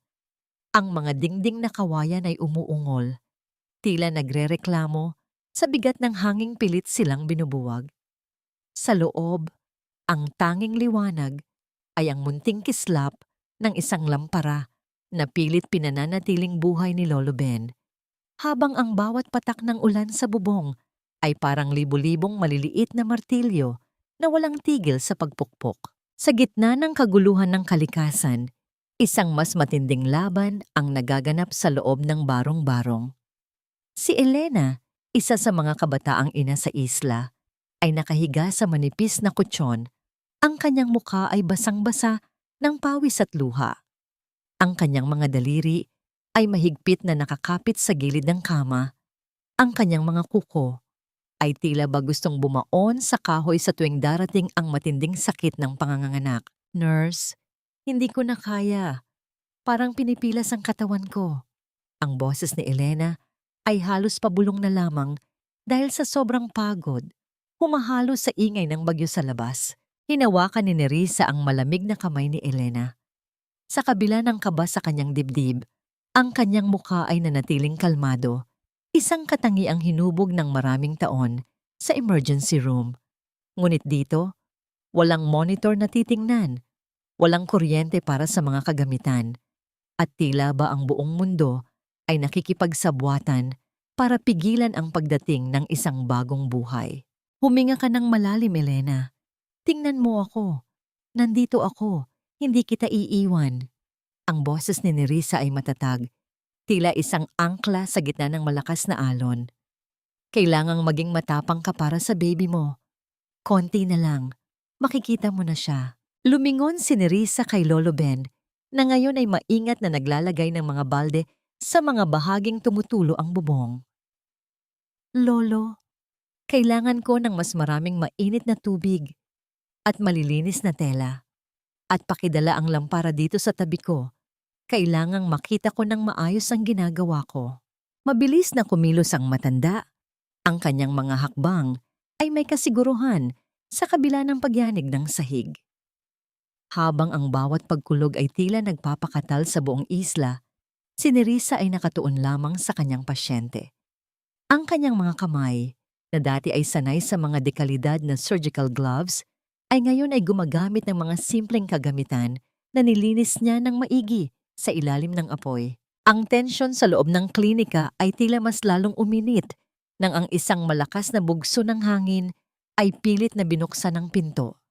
Pumasok ang malamig na ulan, ngunit mabilis itong isinara ni Lolo Ben gamit ang kanyang sariling katawan bilang harang. Sa sandaling iyon, Ang huling hininga ng lakas ni Elena ay ibinuhos niya sa isang mahabang pag-ire, kasabay ng isang matinding kidlat na gumuhit sa langit. Isang maliit na tinig ang umalingaw-ngaw sa loob ng klinika, isang iyak na mas malakas pa kaysa sa ugong ng bagyo. Isang sanggol na lalaki ang sumibol sa gitna ng kadiliman. Isang ngiti ng wagas na kaligayahan ang sumilay sa mga labi ni Nerissa habang dahan-dahang inilalagay ang sanggol sa dibdib ng kanyang ina. Ang init ng bagong buhay ay tila nagbigay ng liwanag sa madilim na silid. Napatingin si Lolo Ben sa kanila. Ang kanyang mga mata ay nagniningning sa tuwa. Tila nakikita ang isang himala sa gitna ng sakuna. Ligtas ang bata, Elena. Isang matapang na lalaki. Bulong ni Nerissa habang pinupunasan ang kanyang sariling noo. Ngunit ang kanilang sandali ng pagdiriwang ay biglang naputol. Ang isang nakapanindig balahibong tunog ng pagkabali ng malaking kahoy ay narinig mula sa labas. Isang mahabang pag-itit na tila nagmumula sa mismong kaluluwa ng kagubatan. Bago pa man makakilos si Nerissa, isang dambuhalang sanga ng puno ng nara ang bumagsak nang may matinding puwersa sa bubong ng klinika. Ang pagyanig ay tila isang lindol na nagpatumba sa lahat ng gamit. Ang mga kawayan ay nagsimulang gumuho at ang bahagi ng bubong sa tapat ni Lolo Ben ay bumigay. Isang malakas na kalabog ang sumunod. At ang huling nakita ni Nerissa, bago namatay ang lampara ay ang pagbagsak ng matanda sa ilalim ng mga guho. Habang ang ulan ay malayang pumapasok sa loob ng nawasak na klinika. Lolo Ben, ang sigaw ni Nerissa ay nilamon ng dumadagundong na kulog. Ang kadiliman sa loob ng nawasak na klinika ay tila isang makapal na kumot na bumabalot sa takot ni Nerissa. Ang tanging naririnig ay ang hagupit ng ulan at ang mabilis na pagtibok ng kanyang sariling puso. Sa gitna ng kaguluhan, ang unang inisip ni Nerissa ay ang kaligtasan ni Elena at ng bagong silang na sanggol. Maingat siyang gumapang sa gitna ng mga nagbagsakang kawayan. Ang kanyang mga kamay ay humahaplos sa malamig at basang sahig hanggang sa maramdaman niya ang init ng balat ni Elena. Elena? Ang baby? Ang boses ni Nerissa ay nanginginig, puno ng pagsusumamo sa langit. Nandito po. Ligtas kami, nurse. Mahinang sagot ni Elena mula sa ilalim ng isang matibay na mesa na nagsilbing proteksyon nila. Nakahinga ng maluwag si Nerissa, ngunit ang ginhawang iyon ay panandalian lamang. Naalala niya si Lolo Ben. Gamit ang lakas na hindi niya alam na meron siya, pilit niyang itinulak ang ilang piraso ng bubong na nipa. Ang kanyang mga daliri ay nagkaroon ng mga sugat mula sa matutulis na kawayan, ngunit hindi niya ito pinansin. Sa wakas, isang sinag ng liwanag mula sa mga flashlight ng mga taga-nayon ang tumama sa loob ng klinika. Nurse Nerissa! Lolo Ben! Ang sigaw ni Mang Carding, isa sa mga mangingisda, habang mabilis na pumapasok kasama ang iba pang mga kalalakihan. Sa pagtutulungan ng mga residente, isang pagpapakita ng tunay na bayanihan na hindi kailanman nakita ni Nerissa sa magagarang subdivision sa Davao, ay dahan-dahan nilang inangat ang dambuhalang sanga na nakadagan kay Lolo Ben. Ang matanda ay walang malay. Ang kanyang muka ay maputla at may bahid ng dugo mula sa sugat sa kanyang ulo. Nang mailabas ang matanda, mabilis na sinuri ni Nerissa ang kanyang kalagayan. Ang kanyang mga mata ay puno ng determinasyon habang ginagamit ang mga natitirang malilinis na tela upang pigilan ang pag-agos ng dugo. Habang ginagawa ito, nararamdaman niya ang mga mata ng mga taga-nayon na nakatingin sa kanya. Hindi ito ang tingin ng panghuhusga na nakasanayan niya kay Doña Felisa. Ito ay tingin ng wagas na respeto at paghanga. Para sa kanila, si Nerissa ang anghel na ipinadala sa gitna ng unos. Lumipas ang magdamag. Nang sumikat ang unang liwanag ng araw sa Isla de Salvacion, ang pinsala ng bagyo ay naging malinaw. Ngunit sa gitna ng mga nawasak na bahay, ang mga tao ay hindi nawalan ng pag-asa. Sama-sama nilang sinimulang ayusin ang klinika ni Nerissa. Ang bawat pako na ibinabaon, ang bawat kawayan na itinatali, ay tila isang pasasalamat sa babaeng hindi sila iniwan sa oras ng panganib. Naupo si Nerissa sa tabi ni Lolo Ben na ngayon ay nagkamalay na. Ang matanda ay nakasandal sa isang tumpok ng mga tuyong gamit. Ang kanyang paningin ay nakatitig sa dagat na ngayon ay payapa na muli. "Bakit mo ako iniligtas, Nerissa?" Mahinang tanong ni Lolo Ben. Ang kanyang boses ay puno ng pait, na hinaluan ng pasasalamat. "Sabi ko sa'yo, ang hininga ko ay bilang na." Hinawakan ni Nerissa ang magaspang na kamay ng matanda. "Dahil bawat buhay ay mahalaga, Lolo. At dahil kailangan ko pa kayo rito." Huminga ng malalim si Lolo Ben, at sa unang pagkakataon, ang kanyang matigas na balat ay tila lumambot. "Alam mo, may anak din akong babae. Kasing tapang mo, kasing ganda ng puso mo. 10 taon na ang nakalilipas, nagkasakit siya sa gitna ng isang bagyong tulad nito. Walang nurse dito noon, walang gamot, walang sino man na marunong humawak ng sugat. Sa mismong sahig na ito sa bisig ko mismo, nawalan siya ng hininga dahil sa impeksyon na madali sanang nagamot kung may tulad mo lang sana kami." Ang mga luha ay dahan-dahang gumulong sa kulubot na mukha ng matanda. "Kaya ako naging masungit sa'yo dahil tuwing nakikita kita, naaalala ko siya. Natatakot ako na baka tulad niya, lalamunin ka lang din ng hirap ng islang ito." Naramdaman ni Nerissa ang isang matinding kirot sa kanyang puso. Ang galit ni Lolo Ben ay hindi pala para sa kanya, kundi para sa isang tadhana na naging malupit. Sa sandaling iyon, ang kanilang ugnayan ay lumalim, nang higit pa sa pasyente at nurse. Naging mag-ama sila sa ilalim ng bubong ng paghihilom. Sa kalagitnaan ng kanilang pag-uusap, ang lumang battery-operated radio sa sulok ay nagsimulang maglabas ng isang ulat mula sa isang himpilan sa Davao. Ang tunog ay garalgal, ngunit malinaw ang bawat salita ng announcer. Isang malaking investment scam ang nabuwag ngayon sa Davao City. Ang kumpanyang nangako ng dobleng kita sa loob lamang ng 1 buwan ay napatunayang isang pyramiding scheme. Libu-libong biktima ang nagpupunta ngayon sa opisina ng mga otoridad, kabilang ang ilang kilalang personalidad sa lipunan na nawalan ng lahat ng kanilang ari-arian at ipon. Isa sa mga pangalang lumulutang na nawalan ng malaking halaga ay ang pamilya Valdez. Napatigil si Nerissa. Ang pangalang Valdez ay tumama sa kanyang pandinig na parang isang malamig na hampas ng hangin. Naalala niya ang asul na sobrang itinago ni Doña Felisa, ang mga sikretong pautang ni Roldan, at ang kanilang paghahangad ng mabilis na yaman gamit ang kanyang pawis. Ang karma ay hindi laging dumarating sa paraang inaasahan natin, ngunit dumarating ito sa tamang panahon.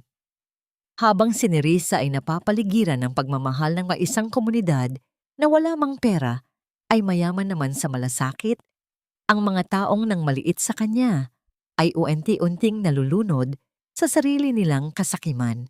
Ngunit bago pa man niya lubos na mapagnilayan ng balita, isang bata ang tumatakbo patungo sa kanila.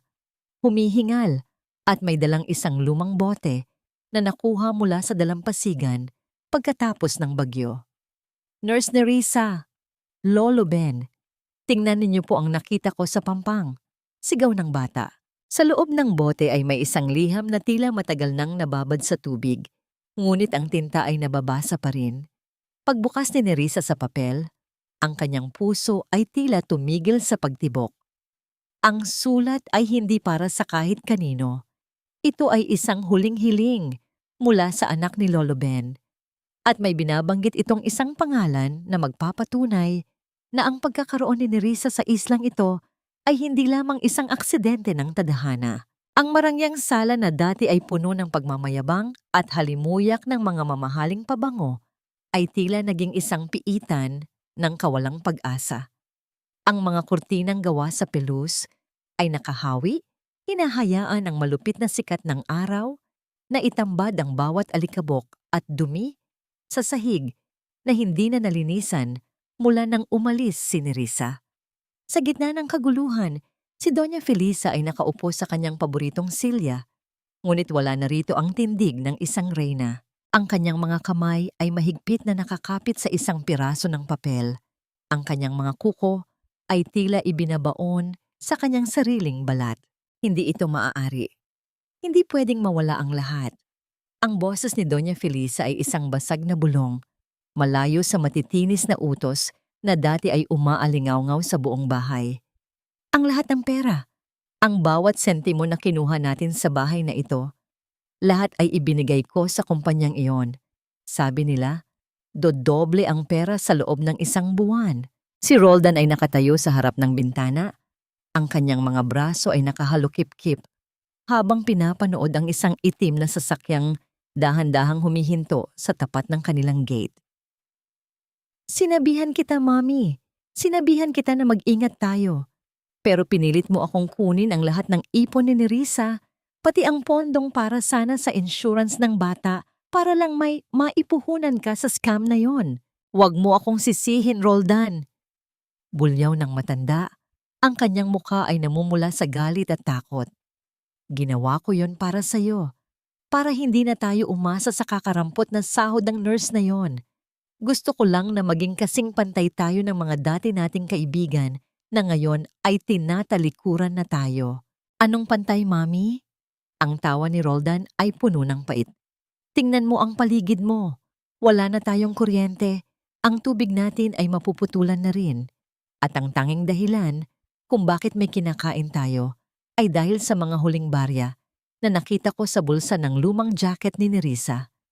Pinili mong maging donya sa harap ng ibang tao habang ninanakawan mo ang kaisa-isang taong tunay na nag-alaga sa atin. Ang maskara ng kabanalan at moralidad na suot ni Doña Felisa sa loob ng maraming taon ay tuluyan ng natuklap. Sa harap ng kanyang anak, ang lumabas ay ang isang babaeng ang tanging alam ay ang sariling kapakanan. Isang babaeng gagamit ng kahit na anong dahilan, maging ang relihiyon o ang konsepto ng pamilya para lamang makuha ang gusto. Huwag kang magmalinis, Roldan. Ang boses ni Doña Felisa ay muling naging malamig at mapanira. Ikaw ang pumirma sa mga papeles. Ikaw ang nagsinungaling sa asawa mo. Masama akong ina? Siguro, pero ikaw ay isang duwag na asawa. Pareho tayong lalamunin ng lupang ito dahil sa sarili nating mga kamay. Ang marahas na pagkatok sa pintuan ay bumasag sa kanilang pag-aaway. Hindi ito ang mahinhin na katok ni Nerissa pagkatapos ng mahabang shift. Ito ay isang mabigat at awtoritadong paghampas na tila ba ang bawat tunog ay isang hatol ng kamatayan. Binuksan ni Roldan ang pinto at tumambad sa kanya ang isang lalaking nakabarong. May hawak na isang asul na folder at kasama ang 2 pulis. Magandang umaga po, Mr. Valdez. Ako ang sheriff mula sa Regional Trial Court. Ang boses ng lalaki ay walang emosyon, kasing tigas ng batas na kanyang kinakatawan. Narito po kami para isagawa ang writ of possession dahil sa kabiguan ninyong tumugon sa mga abiso ng bangko at sa tuluyang foreclosure ng ari-ariang ito, kailangan ninyong lisanin ang bahay sa loob ng 2 oras. 2 oras? Ang tili ni Doña Felisa ay halos umabot sa langit. Hindi ninyo pwedeng gawin ito. Matanda na ako. May sakit ako. Saan ninyo kami gustong tumira? Sa kalsada. Ginagawa lang po namin ang aming trabaho, ma'am. Sagot ng sheriff habang dahan-dahang pumasok sa loob ng sala para simulan ang inventory ng mga gamit. Mayroon po kaming utos mula sa hukuman. Maaari ninyong kunin ang inyong mga personal na gamit. Ngunit ang anumang kagamitang nakapaloob sa sangla ay mananatili rito. Napanood ni Roldan ang mga tauhan ng sheriff na nagsimulang lagyan ng mga sticker ang kanilang telebisyon, ang mamahaling sofa na binili ni Nerissa para sa kanyang kaarawan, at maging ang refrigerator na puno ng mga panis na pagkain. Bawat gamit na nilalagyan ng marka ay tila isang piraso ng kanyang pagkatao na binabawi ng tadhana. Sa gitna ng kaguluhan, napatingin si Roldan sa isang maliit na frame sa dingding na hindi napansin ng mga opisyal. Isang sertipiko ito ng pagkilala kay Nerissa bilang Most Outstanding Nurse noong nakaraang taon. Kinuha niya ito, ngunit sa kanyang panginginig, nahulog ito sa sahig at nabasag ang salamin. Ang basag na kristal ay sumabog sa kanyang mga paa, tila sumisimbolo sa kanyang buhay na hindi na muling mabubuo pa. Wala na, Mami. Bulong ni Roldan habang nakatingin sa kanyang inang na ngayon ay naglulupasay na sa sahig, umiiyak at nagmamakaawa sa mga pulis. Isang tagpong dati ay ginagawa lamang nito para makuha ang atensyon ni Nerissa. Ngunit ngayon ay wala nang nakikinig. Wala na si Nerissa para iligtas tayo. At ang bahay na itinuring nating kuta, ngayon ay isa na lamang libingan ng mga pagkakamali natin. Habang inilalabas ang kanilang mga maleta sa kalsada, ang mga kapitbahay na dati ay kinakaibigan ni Doña Felisa ay nanonood lamang mula sa likod ng kanilang mga bakod. Ang mga bulong ng pangungutya at ang mga mata ng panghuhusga ay nakatuon sa kanila. Sa loob ng 2 oras, ang pamilya Valdez ay naging mga palaboy sa sarili nilang lungsod. Ngunit ang hindi alam ni Roldan, habang nararanasan nila ang impyernong ito, sa Isla de Salvacion ay binabasa ni Nerissa ang liham mula sa bote. Isang liham na naglalaman ng katotohanang mas hihigit pa sa anumang perang nawala sa kanila. Ang bawat lundag ng luma at kinakalawang nalansa sa ibabaw ng malalaking alon ng dagat Sulu ay tila isang marahas na pag-uga sa sikmura ni Roldan. Ang kanyang mukha na dati ay makinis at laging may bakas ng kumpiyansa ay ngayon ay puno ng balbas. Nanunuyo ang mga labi at ang mga mata ay lubog dahil sa puyat at gutom. Suot niya ang huling maayos na polo na natira sa kanyang maleta. Ngunit ito ay basa na ng pawis at talsik ng alat ng dagat. Ibinenta ni Roldan ang kanyang huling mamahaling relo at ang natitirang piraso ng alahas na hindi nakuha ng kanyang ina para lamang may maipamasahe patungo rito. Sa bawat oras ng kanyang paglalakbay, ang tanging nasa isip niya ay ang mukha ni Nerissa. Ngunit hindi ito ang mukha ng pag-ibig, kundi ang mukha ng kanyang huling pag-asa. Naniniwala siya na sa oras na makita siya ni Nerissa, ang lambot ng puso nito ay muling mangingibabaw. Iniisip niya na sapat na ang kanyang pagpapakababa para bumalik ang lahat sa dati. Nang dumaong ang lansa sa Isla de Salvacion, tila isang ibang mundo ang tumambad sa kanya. Ang sikat ng araw ay masakit sa balat at ang katahimikan ng paligid ay nababasag lamang ng tunog ng mga dahon ng niyog na nagkikiskisan dahil sa hangin. Sa bawat hakbang niya sa pampang, nararamdaman niya ang paglubog ng kanyang mamahaling sapatos sa buhangin. Isang simbolismo ng kanyang uwenti, unting paglamon ng isang mundong hindi siya kabilang. Naghahanap po ako kay Nerissa, ang nurse na galing sa Davao. Tanong ni Roldan sa isang mangingisdang abala sa pag-aayos ng kanyang lambat. Tumigil ang mangingisda at tumingin kay Roldan mula ulo hanggang paa. May bakas ng pagdududa sa mga mata nito. Si Nurse Nerissa ba?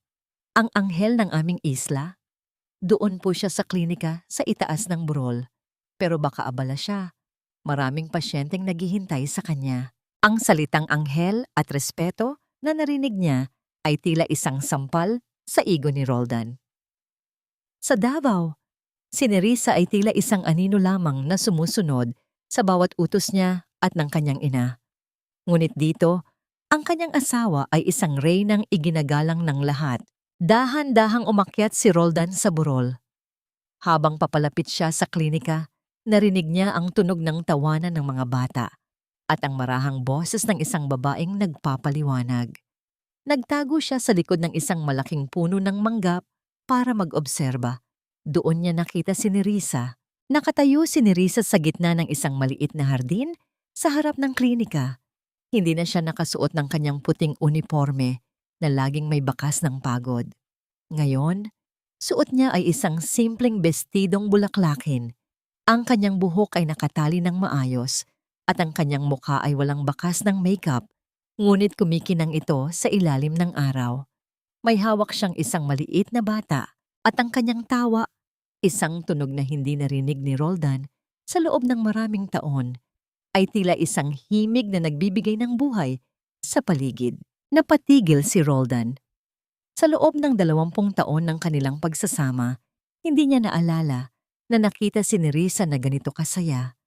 Napagtanto niya na ang kaligayahang ito ay hindi niya kayang ibigay dahil sa Davao, ang tanging ibinigay niya rito ay mga tungkulin at pasakit. Ngunit sa halip na mahiya, ang kanyang pagiging makasarili ay muling nag-alab. Inisip niya na kung ganito kasaya si Nerissa, mas lalong dapat siyang bumalik para damayan siya sa kanyang kahirapan sa lungsod. Nerissa, mahinang tawag ni Roldan habang dahan-dahang lumalabas mula sa likod ng puno. Napatigil si Nerissa. Ang tawa sa kanyang mga labi ay biglang naglaho, pinalitan ng isang ekspresyong hindi mabasa. Hindi galit, hindi takot, kundi isang malalim at malamig na kawalan ng pakialam. Ibinaba niya ang bata at hinarap ang lalaking dati ay itinuring niyang mundo. Roldan, anong ginagawa mo rito? Ang boses ni Nerissa ay kasing lamig ng hangin sa hating gabi.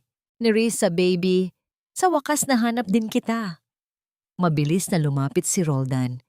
Pilit na hinahawakan ang mga kamay ni Nerissa, pero mabilis itong umiwas. Maawa ka, Nerissa. Nawala na ang lahat sa atin. Ang bahay, ang dangal, pati si Mami, halos mabaliw na sa hirap. Kailangan kita. Kailangan naming bumalik ka. Magbabago na ako. Pangako. Bubuo tayo ng bagong buhay. Malayo sa mga utang. Tumingin si Nerissa sa paligid, sa mga taong nagsisimula ng mag-usisa sa dalampasigan.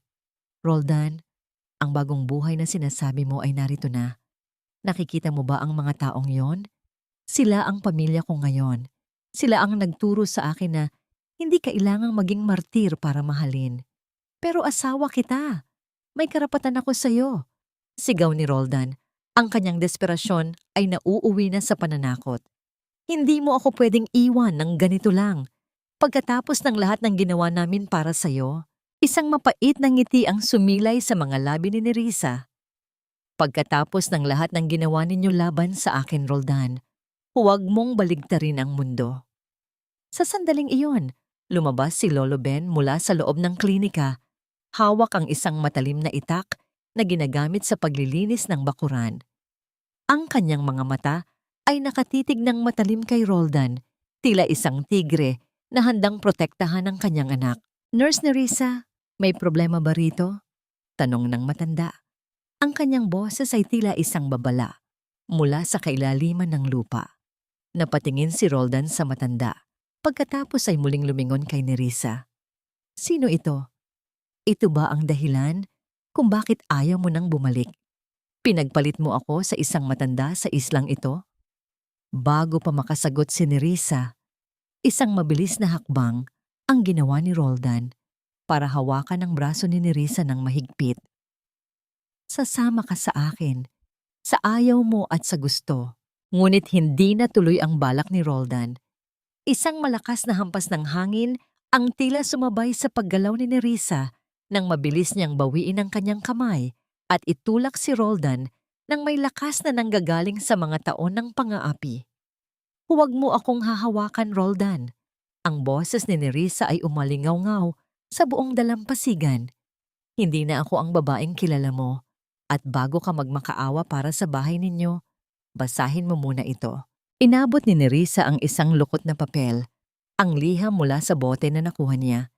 Sa sandaling mabasa ni Roldan ang unang linya, ang kanyang tuhod ay nanghina at napaluhod siya sa buhanginan. Ang liham ay hindi lamang mula sa anak ni Lolo Ben. Ito ay isang liham na magbubunyag ng isang lihim na pilit itinago ni Doña Felisa sa loob ng 30 taon. Isang lihim na magpapabagsak sa huling natitirang piraso ng pagkatao ni Roldan. Ang bawat salita sa lumang papel na yon ay tila isang mitya na sumasabog sa harap ng mukha ni Roldan. Ang kanyang mga kamay ay nanginginig ng husto. Sapat na para dahan-dahang mapunit ang mga gilid ng liham na matagal nang nababad sa alat at pait ng dagat. Sa liham na yon, na isinulat ng pumanaw na anak ni Lolo Ben bago ito bawian ng hininga, Nakasaad ang isang katotohanang itinago ni Doña Felisa sa loob ng 3 dekada. Ang pamilya Valdez ay hindi kailanman naging mayaman at ang pangalang kanilang ipinagmamalaki ay isang malaking kasinungalingan. Si Doña Felisa ay isa lamang dating labandera ng tunay na pamilya Valdez sa Davao. Nang mamatay ang tunay na mag-asawa sa isang aksidente at walang naiwang tagapagmana kundi isang malayong kamag-anak na walang iba kundi si Lolo Ben, ninakaw ni Felisa ang mga papeles, alahas at titulo ng lupa. Ginamit niya ang bawat sentimo para magpanggap na isang aristokrata, habang si Lolo Ben at ang kanyang anak ay itinapon sa limot at kahirapan sa Isla de Salvacion. Hindi ito totoo. Isang biro lang ito, hindi ba? Ang boses ni Roldan ay halos magmula sa kailaliman ng kanyang lalamunan, puno ng panginginig. Ang mami ko, hindi siya magnanakaw. Hindi kami mga huwad. Tumingin si Nerissa sa kanya ng may halong awa, ngunit wala ng pagmamahal. Ang dangal na paulit-ulit ninyong ipinamumukha sa akin, Roldan, ay itinayo sa nakaw na pundasyon. Ang bawat pagmamaliit ninyo sa akin, dahil nurse lang ako, habang kayo ay dekalidad na tao, ay isang malaking sarswela. Kaya pala takot na takot si Mami na makuha ko ang titulo. Hindi dahil sa manna mo, kundi dahil alam niyang sa oras na masuri ng abogado ang mga papel na yon, lalabas ang katotohanang wala kayong karapatan sa kahit isang butil ng alikabok sa bahay na yon. Napahagulgol si Roldan sa buhanginan. Ang kanyang buong pagkatao, ang kanyang pride, ang kanyang pagiging Valdez, ay gumuho ng mas mabilis kaysa sa mga bahay na nipa noong nakaraang bagyo. Ang lahat ng kanyang pambabastos kay Nerissa, ang lahat ng gaslighting na ginawa niya para paniwalain itong swerte siya sa pamilya nila, ay naging isang malaking kabalintunaan. Dahan-dahang lumapit si Nerissa at inilabas mula sa kanyang bulsa ang isang kulay puting sobre. Hindi ito pera. At hindi rin ito ang huling hiling ni Roldan para sa tulong. Narito ang mga papeles para sa ating annulment at legal separation. Mahinahong sabi ni Nerissa habang inilalapag ang sobre sa tapat ni Roldan. Pirmahan mo ito. Huwag mo nang subukang lumaban dahil kasama sa mga dokumentong yan ang ebidensya ng iyong mga lihim na utang at ang katotohanan tungkol sa iyong ina. Sa paraang ito, magkakaroon tayo ng kapayapaan. Ikaw, sa mundong ikaw mismo ang sumira. At ako, dito sa islang nagturo sa akin kung paano muling mabuhay. Nerissa, please! Huwag mo akong iwan ng ganito. Pagmamakaawa ni Roldan, pilit na hinahawakan ang dulo ng bestida ni Nerissa. Saan ako pupunta? Wala na kaming bahay, wala na kaming pera. Ang mami ko, hindi na siya makakalabas sa kahihiyang ito. Tiningnan siya ni Nerissa ng diretso sa mga mata. Iyan ang pagkakaiba natin, Roldan. Noong iniwan mo ako sa gitna ng kawalan, tumayo ako at naglingkod. Ngayong iniwan ka ng tadhana, nakaluhod ka at humihingi ng limos. Ang katarungan ay hindi laging tungkol sa kulungan. Kung minsan, ito ay ang pagharap sa salamin at makita ang isang taong walang silbi dahil hindi niya natutunang magpahalaga. Kumuha si Nerissa ng isang barya mula sa kanyang bulsa, isang 10 pisong barya. Marahan niya itong binitawan sa harap ni Roldan. Ang tunog ng pagtama ng metal sa isang maliit na bato sa buhanginan ay tila isang huling alingaw-ngaw ng kanilang pagsasama. Pasahe mo yan pabalik sa bayan, sabi ni Nerissa. Iyan ang huling utang na loob na ibibigay ko sa iyo. Mula sa oras na ito, hindi na kita kilala. Tumalikod si Nerissa at naglakad patungo sa klinika, kung saan naghihintay ang mga residente na handang magbigay sa kanya ng tunay na init ng tahanan.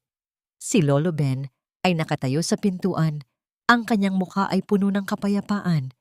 Tila sa wakas ay nakamit na rin ang hustisya para sa kanyang anak na pumanaw. Naiiwan si Roldan na mag-isa sa dalampasigan, yakap ang kanyang sarili habang ang araw ay unti-unting lumulubog.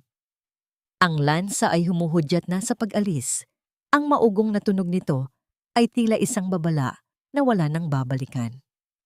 Sa kanyang mga kamay, hawak niya ang mga papeles na tatapos sa kanyang huwad na kaharian, habang sa malayo, naririnig niya ang malakas at masayang tawanan ni Nerissa, isang babaeng hindi na kailanman muling magiging bilanggo ng kanyang mga anino.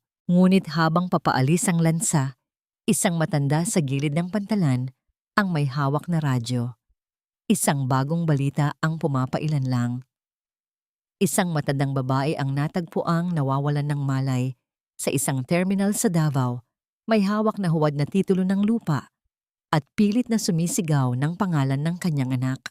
Ang bawat paghampas ng maalat na tubig sa gilid ng lansa ay tila isang malakas na sampal sa nagising na budhi ni Roldan. Nakaupo siya sa isang sulok ng sasakyang pandagat, yakap ang kanyang luma at basang bag, habang ang 10 pisong barya na ibinigay ni Nerissa ay mahigpit niyang tinititigan sa kanyang palad. Ang metal na yon ay malamig, ngunit para sa kanya, ito ay nagbabaga sa init ng kahihiyan. Ito na ang kabuuan ng kanyang halaga sa mga mata ng babaeng dati ay itinuring niyang tuntungan lamang. Nang makabalik siya sa lungsod ng Davao, hindi ang marangyang gate ng kanilang subdivision ang sumalubong sa kanya, kundi ang mabaho at maingay na paligid ng isang pampublikong terminal. Wala na ang kanyang sasakyan, wala na ang kanyang mga kaibigang mahilig sa libre, at higit sa lahat, wala na ang tahanang dati ay ipinagmamalaki ng kanyang ina. Hinanap niya si Doña Felisa sa huling lugar na sinabi sa kanya ng isang malayong kamag-anak. Isang maliit at madilim na paupahan sa gilid ng riles ng tren. Ang amoy ng kanal at basura ay humahalo sa hangin. Isang matinding kabalintunaan para sa isang babaeng hindi kayang humawak ng kahit anong bagay na walang tatak ng karangyaan. "Mami," tawag ni Roldan habang dahan-dahang itinutulak ang pinto na gawa lamang sa tagpit-tapging kahoy at yero. Sa loob, nakita niya si Doña Felisa na nakaupo sa isang plastik na silya. Ang kanyang buhok na dati ay laging maayos ay ngayon ay gulo-gulo at puno ng puti. Nakasuot pa rin siya ng kanyang huling mamahaling bestida, ngunit ito ay marumi na at may mga punit. Sa kanyang mga daliri, wala na ang gintong singsing. Ang tanging naroon ay ang mga bakas ng dumi at pangungulila. "Nandyan ka na pala, Roldan." Ang boses ng matanda ay garalgal, tila isang sirang plaka. "Nakausap mo ba si Nerissa? Nasaan ang pera? Sabihin mo sa kanya, kailangan ko nang bumalik sa dati nating bahay. Ang mga tao rito, hindi nila ako iginagalang. Hindi nila alam kung sino ako." "Mami, tama na!" Ang sigaw ni Roldan ay umalingaw-ngaw sa maliit na silid, dahilan para magkaroon ng sandaling katahimikan. "Alam ko na ang lahat. Nakita ko si Lolo Ben sa Isla de Salvacion. Nabasa ko ang liham ng anak niya. Alam ko na hindi tayo mga Valdez. Alam ko na magnanakaw ka." Napatigil si Doña Felisa. Ang kanyang mga mata ay nanlaki sa takot. Ngunit mabilis itong napalitan ng isang nakapanindig balahibong tawa. Isang tawang puno ng kabaliwan. "Magnanakaw. Ginawa ko yun para sa atin, Roldan. Binigyan kita ng pangalan. Binigyan kita ng buhay na hindi mo deserve. Kung hindi dahil sa akin, isa ka lang ding mangingisda na amoy isda at walang pinag-aralan. Pero sa huli, Mami, wala tayong natira." Umiiyak na sagot ni Roldan habang inihahagis ang mga papeles ng annulment sa harap ng kanyang ina. "Iniwan na tayo ni Nerissa at ang katotohanan ito ang papatay sa atin sa kahihiyan. Mas mabuti pang naging mangingisda ako na may malinis na budhi kaysa naging Don, na ang pundasyon ay kasinungalingan." Habang nag-aaway ang mag-ina sa gitna ng kanilang karukhaan, sa Isla de Salvacion naman ay isang bagong yugto ang nagsisimula para kay Nerissa. Ang klinika ay hindi na lamang isang barong-barong. Sa tulong ng mga residente at ng lokal na pamahalaan na narinig ang kanyang kabayanihan noong bagyo, ang klinika ay naging isang maayos na health center. Isang puting sobre ang dumating para kay Nerissa, hindi mula sa abogado, kundi mula sa isang pandaigdigang organisasyon ng mga nurse. Dahil sa kanyang dedikasyon at sa mga ulat na ipinadala ni Dr. Arnaiz tungkol sa kanyang serbisyo sa liblib na isla, napili si Nerissa bilang isa sa mga tatanggap ng International Service Award na gaganapin sa ibang bansa. Nakalabas si Nerissa sa klinika, bit-bit ang balita. Nakita niya si Lolo Ben na nagdidilig ng mga halaman sa paligid. Ang matanda ay mukhang mas malakas at may kapayapaan na sa kanyang mga mata. Lolo Ben, may magandang balita po ako. Ang boses ni Nerissa ay puno ng kagalakan. Pinapapunta po nila ako sa Singapore para sa isang parangal. Gusto ko sanang isama kayo. Gusto kong makita ninyo ang mundo sa labas ng islang ito. Ngumiti si Lolo Ben, isang ngiting nagpapakita ng lahat ng kanyang mga pinagdaanan. Salamat, Nerissa. Pero ang paraiso ko ay narito na. Nakita ko na ang hustisyang hinahanap ko sa pamamagitan mo. Ang makita kang malaya at iginagalang ay sapat na para sa akin. Niyakap ni Nerissa ang matanda. Sa sandaling iyon, ang hangin sa isla ay tila bumulong ng isang pangako ng bagong simula. Ang sakit ng nakaraan ay naging pataba na lamang para sa kanyang paglago. Ngunit sa gitna ng kanyang kaligayahan, isang huling pagsubok ang dumating.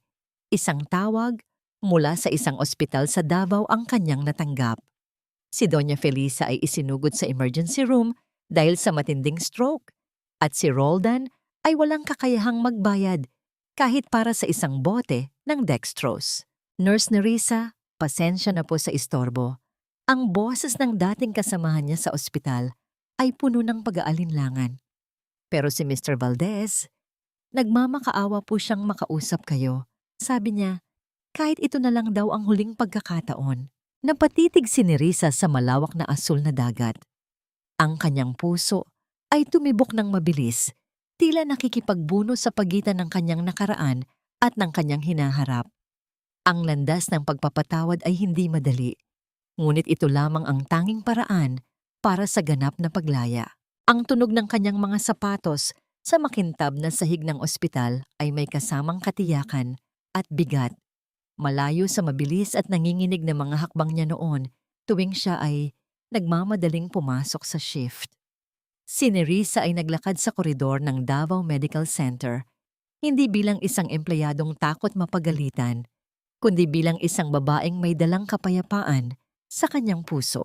Ang amoy ng antiseptic at alcohol na dati ay nagpapaalala sa kanya ng pagod, ay tila naging amoy na lamang ng isang nakalipas na digmaan. Sa labas ng emergency room, nakita niya ang isang anino ng lalaking nakaupo sa sahig, nakasandalang ulo sa malamig na pader. Si Roldan. Ang kanyang buhok ay madungis, ang kanyang mga mata ay namumula, at ang kanyang mga kamay ay nanginginig habang may hawak na piraso ng reseta. Nang maramdaman ni Roldan ang presensya ng isang tao sa kanyang harap, dahan-dahan siyang nag-angat ng tingin. Nerissa! Ang boses ni Roldan ay isang pabulong na pagsusumamo. Tila ba hindi siya makapaniwala na ang babaeng itinaboy niya ay narito ngayon sa kanyang harapan. Mabilis siyang tumayo at akmang luluhod sa paanan ni Nerissa. Nerissa, salamat. Salamat at dumating ka. Wala na kaming matakbuhan. Ang mami. Hindi siya gumagalaw. Sabi ng mga doktor, kailangan daw ng operasyon pero wala akong pambayad. Maawa ka, huling-hiling ko na ito. Tiningnan siya ni Nerissa ng walang halong galit, tanging isang malalim na pag-unawa sa kalagayan ng tao. Dahan-dahan niyang pinigilan si Roldan sa pagluhod. Tumayo ka, Roldan. Hindi kailangan ang lahat ng ito. Narito ako hindi bilang asawa mo, kundi bilang isang tao at isang nurse. Pumasok si Nerissa sa loob ng intensive care unit kung saan nakahiga si Doña Felisa. Ang matandang babaeng dati ay puno ng pagmamayabang, ay ngayon ay tila isang tuyong dahon na lamang na nakakabit sa mga makina. Ang kanyang mukha ay tabingi dahil sa stroke, at ang kanyang mga mata ay dilat ngunit walang direksyon ng tingin. Pagkakita kay Nerissa, nagkaroon ng bahagyang panginginig sa mga labi ng matanda. Tila may gustong sabihin pero walang boses na lumalabas.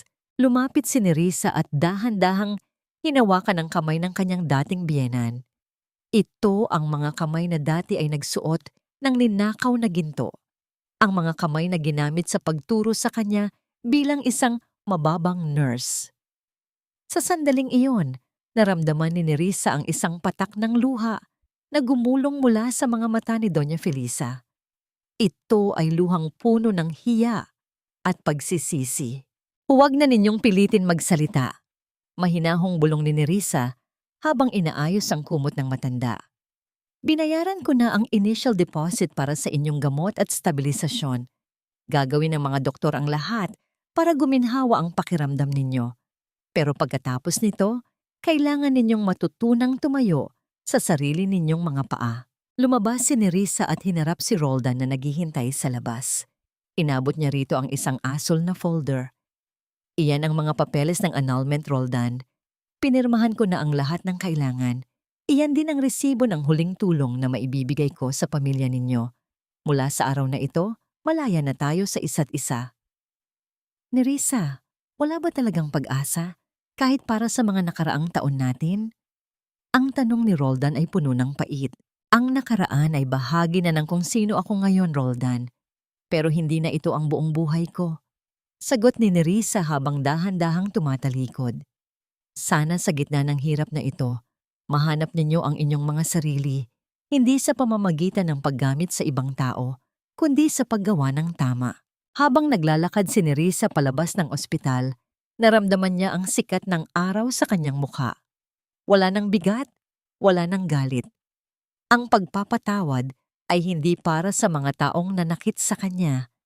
Ito ay para sa kanyang sarili, upang hindi na siya muling mabigatan sa kanyang paglalakbay.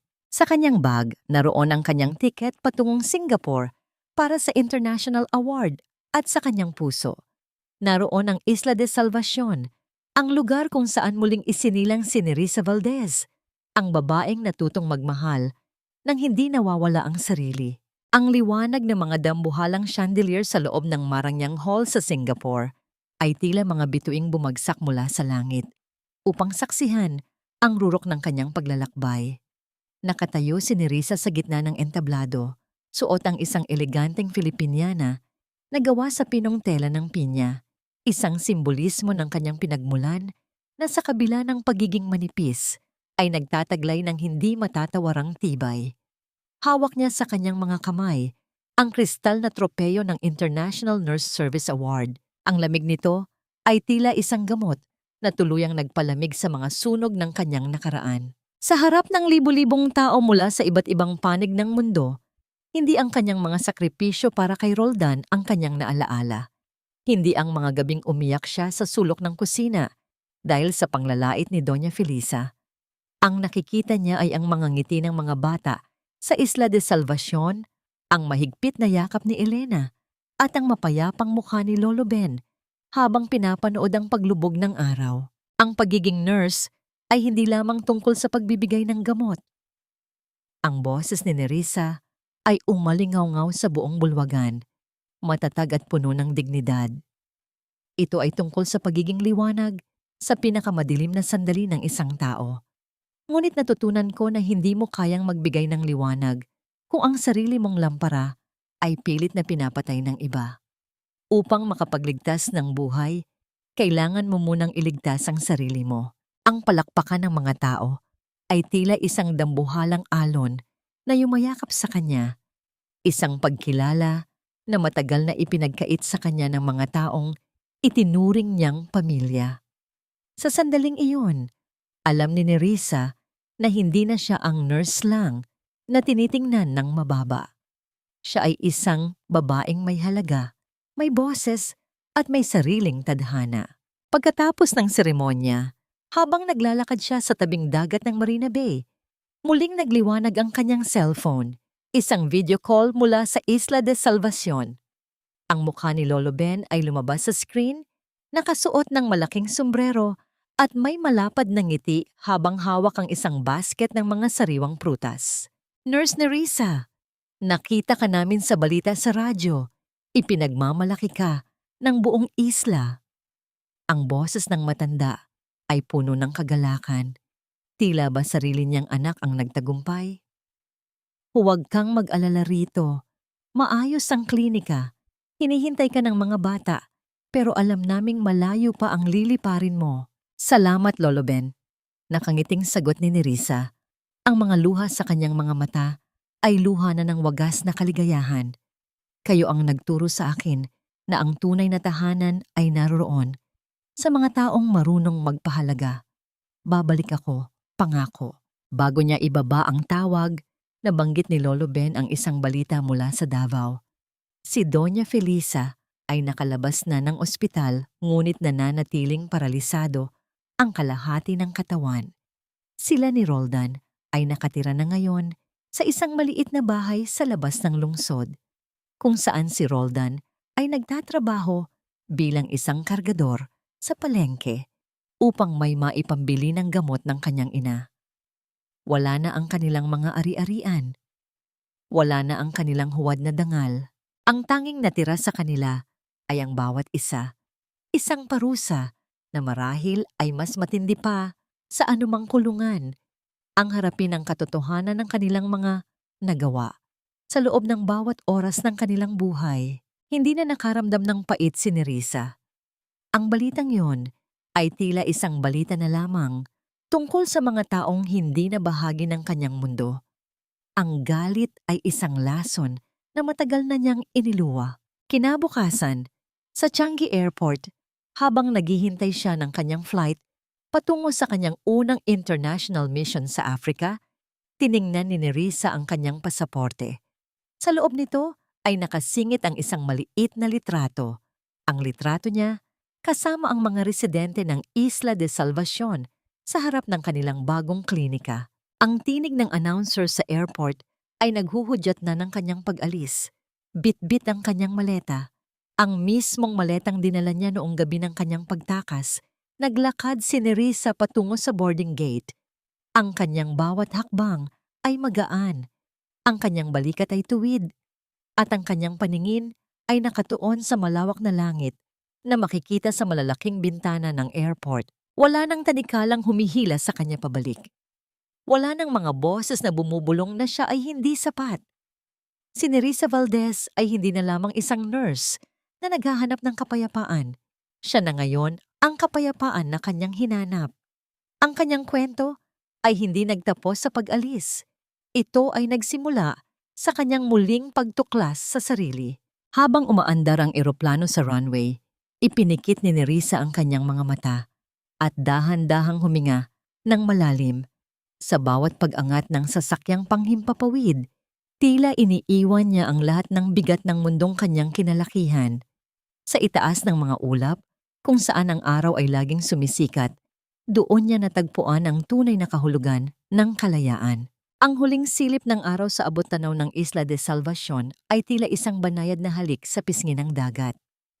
Sa dalampasigang ito, kung saan unang dumaong ang kanyang sugatang kaluluwa, nakatayo si Nerissa habang ang hangin ay marahang naglalaro sa kanyang buhok.